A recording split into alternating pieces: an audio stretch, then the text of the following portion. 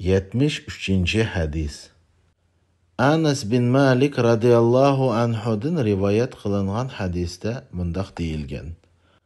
Kana sallallahu aleyhi ve sellem iza akelet ta'ame la'iqa asabi'ahus salasa.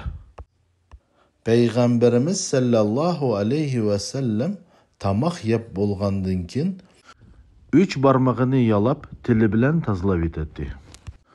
Bu hadisden ma'lum ki tamaqni o'ng qo'lining 3 barmog'i bilan yeb, undan keyin u barmoqlarini og'ziga silib tozalab etish Söyümlük Peygamberimizning unutilib ketgan sunnatlarining biridir.